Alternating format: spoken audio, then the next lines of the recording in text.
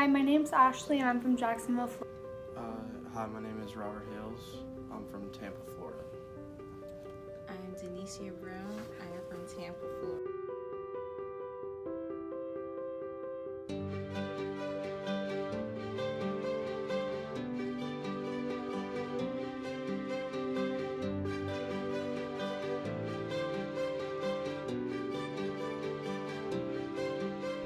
The Nazis forcefully entered homes and destroyed all books that were considered to be bad in the eyes of German readers.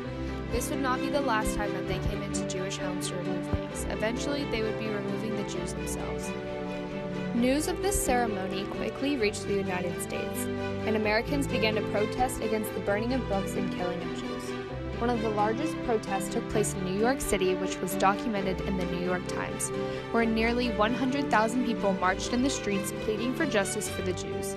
Thousands of books were taken from public libraries and thrown into fires.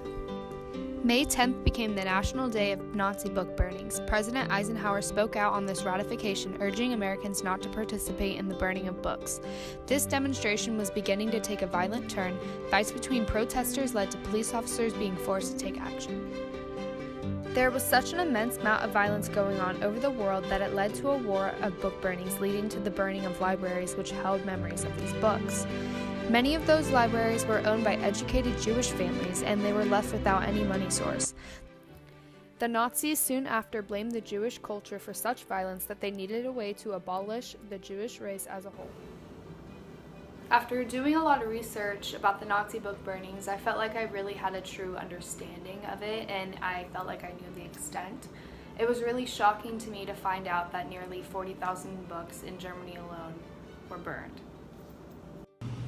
During my reading online and reading the different books, I noticed that there was a lot of information missing throughout the internet and in the books. They have more information in the books that were given a long time ago about how the book burnings happened and why they happened, but the internet just covers the main point.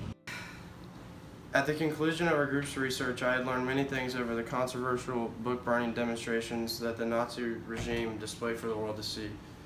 They didn't want their civilians knowing things about how other countries work, so they took mass amounts of books, upwards of 40,000, and burned them all.